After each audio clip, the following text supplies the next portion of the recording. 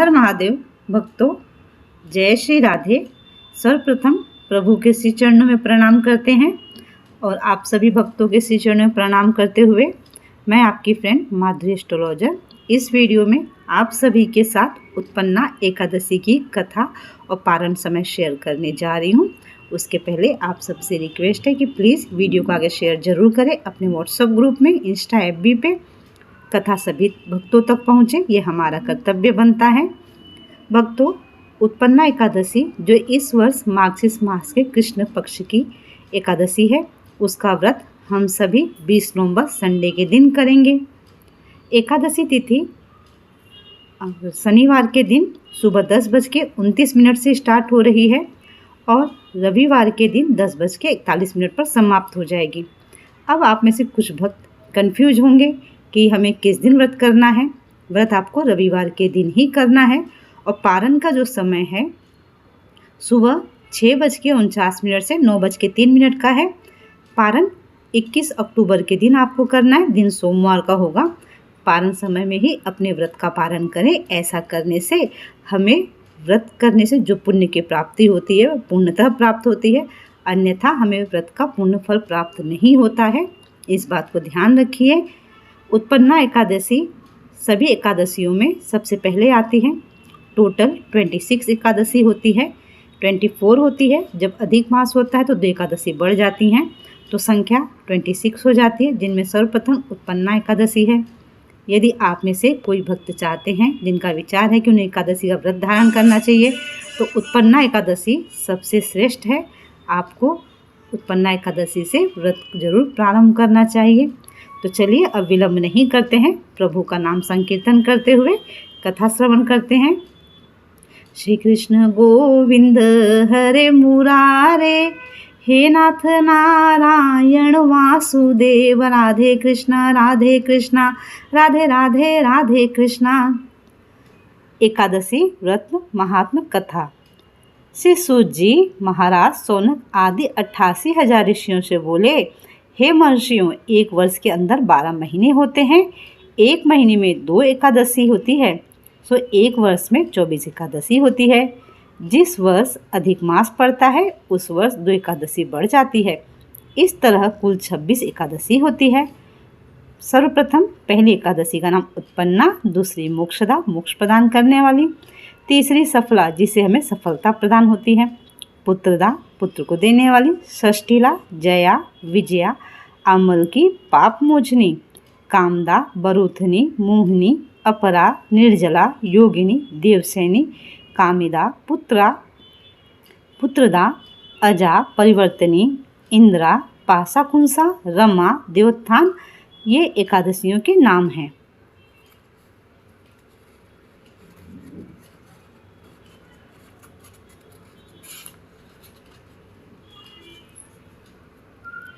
एकादशियों के नाम क्रमानुसार पद्मिनी और परमा है। ये दोनों एकादशी अधिक मास में आती हैं। ये सब एकादशी यथा नाम तथा गुण वाली हैं। इन एकादशियों के नाम तथा गुण उनके व्रत की कथा सुनने से मालूम होंगे। जो मनुष्य इन एकादशी के व्रत को शास्त्रानुसार करते हैं, उन्हें उसी के फल की प्राप्ति होती है।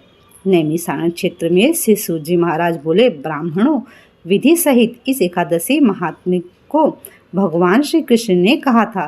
प्रेमी जन ही इस व्रत की उत्पत्ति को प्रेम पूर्वक सुनते हैं और इस लोक में अनेकों सुखों को भोग कर अंत में विष्णु पद को प्राप्त हो करते हैं।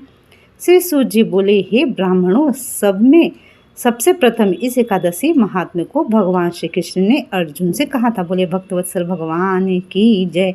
उसी के अनुसार मैं आपसे कहता हूँ। अर्जुन ने कहा, हे जनार्दन, इस एकादशी व्रत का महात्म्य क्या है? इस व्रत करने से क्या पुण्य मिलता है और इसकी विधि क्या है? सो सब आप मुझसे कहिए। ऐसा सुनकर श्री भगवान ने कहा, हे अर्जुन, सबसे पहले हेमंत ऋतु के मार्गशीर्ष महीने में कृष्ण पक्ष की एकादशी का व्रत करना चाहिए।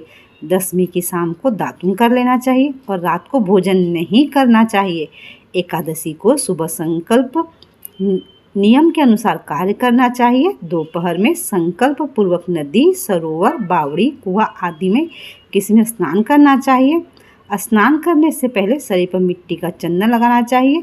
चंदन लगाने का मंत्र इस प्रकार से है: अश्वकांते कांते विष्णुकांते वसुंधरे ऊर्ध्वतापी वराहेण कृष्णेन सतबाहुना मृत्तिकेहर में पापम यन्मया पुरसंचितम तव्याहतेन पापेन गच्छामि परमागतिम। व्रत करने वाले को स्नान करने के पश्चात पापी, चोर, पाखंडी, दूसरे की बुराई करने वाला, पर स्त्री गमन करने वाले, दुराचारी, दूसरे के धन को चुराने वाले, मंदिरों में चोरी करने वाला, इन सब मनुष्यों से बात नहीं करनी चाहिए। यदि अनजाने में इनसे बात हो जाए तो इस पाप को दूर करने के लिए सूर्य नारायण के दर्शन करने चाहिए।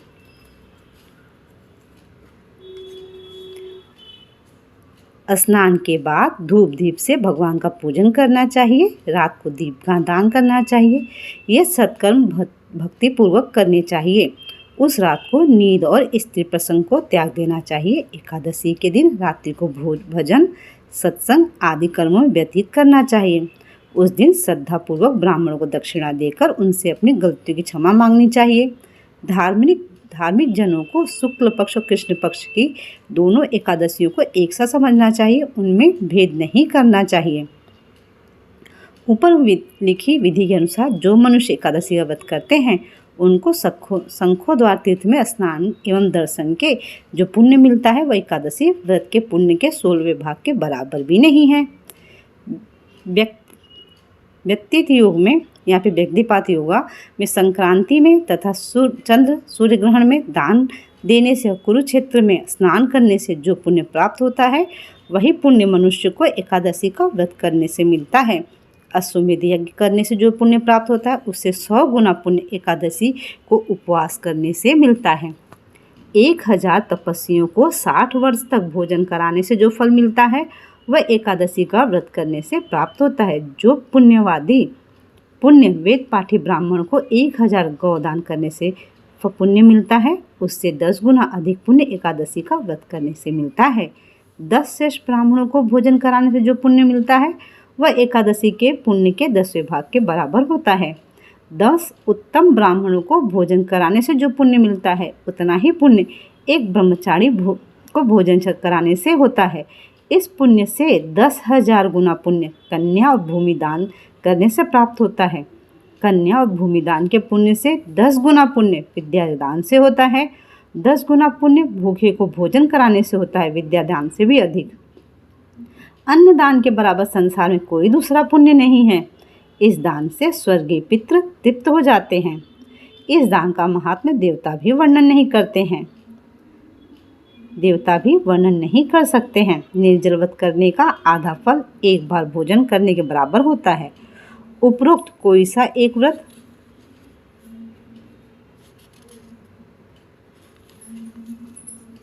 जरूर करना चाहिए। एकादशी का व्रत करने पर ही यज्ञ, दान, तप आदि मिलते हैं, अन्यथा नहीं। अतः एकादशी का व्रत अवश्य ही करना चाहिए। इस व्रत में शंख से जल नहीं पीना चाहिए। मछली, सूअर तथा अन्य एकादशी के दिन वर्जित हैं। एकादशी व्रत का फल 1000 यज्ञों से भी अधिक है। ऐसा सुनकर अर्जुन ने कहा, हे भगवान, आपने इस एकादशी के पुण्य को अनेक तीर्थों के पुण्य से श्रेष्ठ तथा पवित्र क्यों बतलाया है? सो सब कहिए। भगवान बोले, हे अर्जुन, सतयुग में एक महाभयंकर मूर नाम दैत्य था। उस मूर दैत्य से सभी देवता अत्यंत भयभीत रहते थे।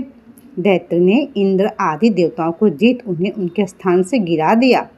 तब देवेंद्र ने महेंद्र से प्रार्थना की कि हे शिव शंकर, अब हम सब लोगों पर इस समय मूर दैत्य के अत्याचारों से मृत्युलोक में अपना जीवन व्यतीत कर रहे हैं। कृपा कर इस दुख से छूटने का उपाय बतलाइए।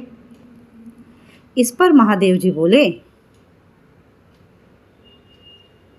हे देवेंद्र, आप विष्णु भगवान के पास जाइए। इंद्र तथा अन्य देवता क्षीर सागर, जहाँ की भगवान विष्णु शेष शैया पर शयन कर रहे थे, गए और देवताओं सहित इंद्र ने उनकी इस प्रकार स्तुति की। हे देवताओं के देवता द्वारा स्तुति करने योग्य आपको बारंबार प्रणाम है। प्रभु, कोटि कोटि प्रणाम है। हे दैत्यों के संहारक, हे मधुसूदन, आप हमारी रक्षा करें। हे जगन्नाथ, समस्त देव दैत्यों से भयभीत होकर आपकी शरण में आए हैं। आप ही इस संसार के कारक और कर्ता हैं। सबके माता पिता हैं, जगत की उत्पत्ति पालन संहार करता है तथा देवताओं की सहायता करने वाले और शांति प्रदान करने वाले हैं। आकाश पाताल आप ही हैं। तीनों लोगों को उत्पन्न करने वाले ब्रह्मा, सूर्य, चंद्र, अग्नि, हव्य, स्मरण, मंत्र, यजमान, यज्ञ कर्म, कर्ता, भोक्ता आदि आप ही हैं।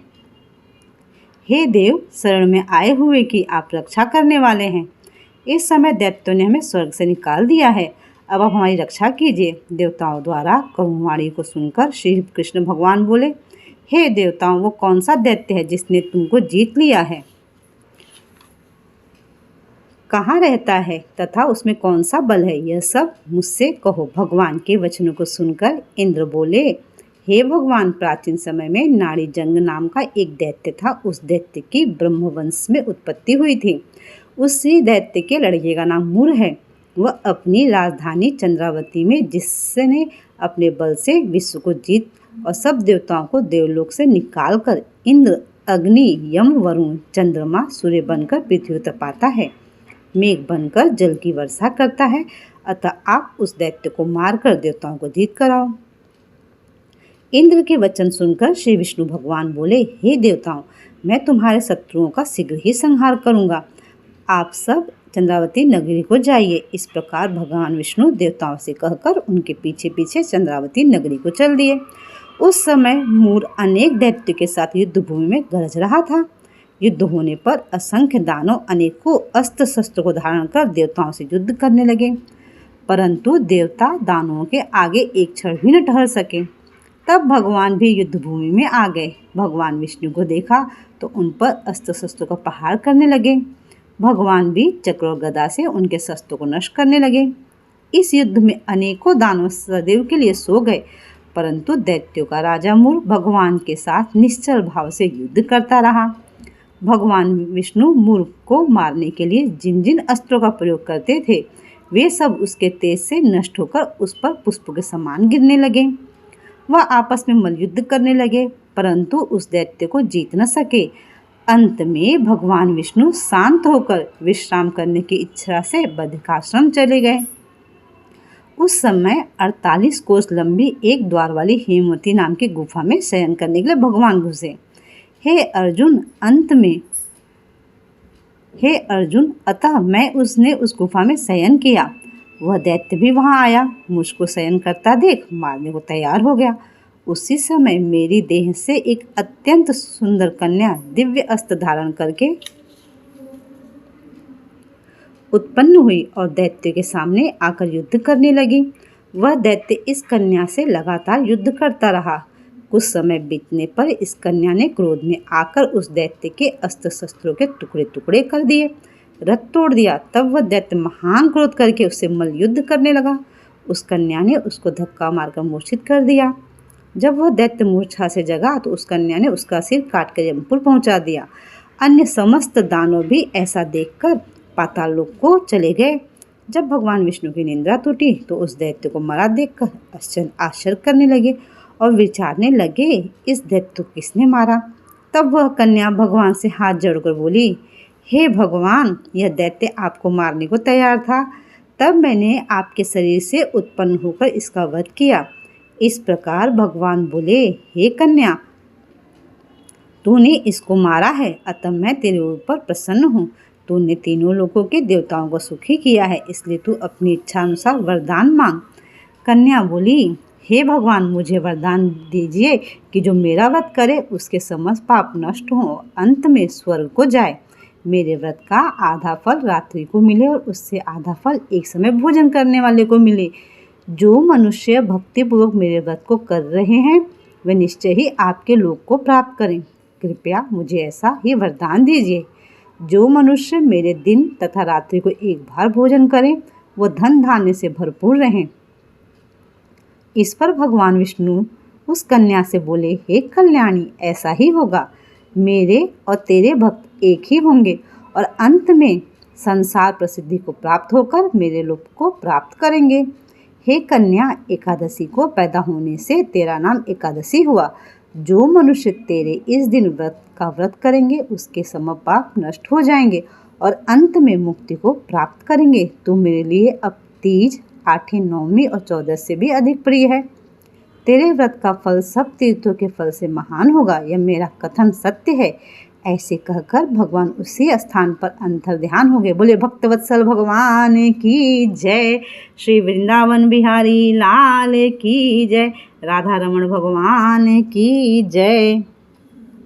एकादशी भी भगवान के उत्तम वचनों को सुनकर अत्यंत प्रसन्न हुई। हे अर्जुन, सब तीर्थों, दानों, व्रतों के फल से एकादशी व्रत का फल सर्वश्रेष्ठ है। मैं एकादशी व्रत करने वाले मनुष्यों के शत्रुओं को, विघ्नों को नष्ट कर देता हूँ और उन्हें मोक्ष दिलाता हूँ। हे अर्जुन, यह मैंने तुमसे एकादशी की उत्पत्ति के बारे में व्रत बतलाया है। एकादशी पापों को नष्ट करने वाली और सिद्धि को देने वाली है। उत्तम मनुष्यों को दोनों पक्षों की एकादशियों को समान समझना चाहिए। उनमें भेदभाव मानना उचित नहीं है। जो पुरुष विष्णु भक्त हैं उनको धन्य है। जो मनुष्य एकादशी महात्मा श्रवण और पठन करते हैं उनको अश्वमेध यज्ञ का फल मिलता है। जो मनुष्य भक्तिपूर्वक कथा सुनते हैं वे विष्णु लोक को जाते हैं और करोड़ों वर्षों तक उनकी उस जगह पूजा होती है। जो एकादशी महात्म्य के चौथाई भाग को सुनते हैं उनके ब्रह्महत्या आदि के महान पाप नष्ट हो जाते हैं। विष्णु धर्म के समान संसार में कोई दूसरा धर्म नहीं है और एकादशी व्रत के बराबर कोई भी दूसरा व्रत नहीं है। भक्तों, आप सभी ने एकादशी व्रत की कथा सुनी। आप सबसे मेरी रिक्वेस्ट है, कथा को आगे शेयर जरूर करें। जिस प्रकार से मुझे पुण्य की प्राप्ति होती है उसी प्रकार से आप भी पुण्य कमाएं। अब छोटी सी और इन्फॉर्मेशन, एकादशी वाले दिन आप सभी भक्तों को चाहिए कि स्नान करने के जल में तुलसी दल या फिर आंवले का फल मिला करके या गंगा जल मिला के फिर स्नान करें। आंवला और तुलसी आप एक दिन पहले ही जल में डाल करके रख देंगे और फिर उस जल से नहाएंगे। फ्रेंड्स, एक बात और, एकादशी तिथि 3 दिन का त्यौहार होता है जो 10वीं तिथि से स्टार्ट होता है। यदि आप एकादशी का व्रत करते हैं या एकादशी के नियमों का पालन करते हैं, आपको चाहिए कि आप 10वीं तिथि की संध्या को भोजन नहीं करें। यदि आप भोजन करना चाहते हैं तो सात्विक भोजन करें जिसमें आप चावल नहीं खाएंगे, कांदा, लहसुन इनका भी यूज़ नहीं करेंगे, नॉनवेज भी नहीं खाना है, पूरा सात्विक भोजन करें। एकादशी के दिन व्रत करें और द्वादशी को पारण समय में अपने व्रत का पालन करें। इस बात को याद रखिए। फ्रेंड्स, मैं वीडियो को यहाँ रोक रही हूँ। अगले वीडियो में फिर मिलेंगे। उसके पूर्व प्रभु को श्री चरणों में प्रणाम करते हुए हरि शरणम श्री हरि शरणम, हरि शरणम श्री हरि शरणम, श्री हरि शरणम श्री हरि शरणम, हरि शरणम श्री हरि शरणम। प्रभु श्री हरि, माता हरि प्रिया हम सभी पर अपनी कृपा बनाए रखें, यही प्रार्थना है। बोले वृंदावन बिहारी लाल की जय, राधा रमण भगवान की जय, लाडली सरकार की जय, भक्त अम्बरीश महाराज की जय, भक्तवत्सल भगवान की जय, उत्पन्ना एकादशी माता की जय। हर हर महादेव, जय श्री राम।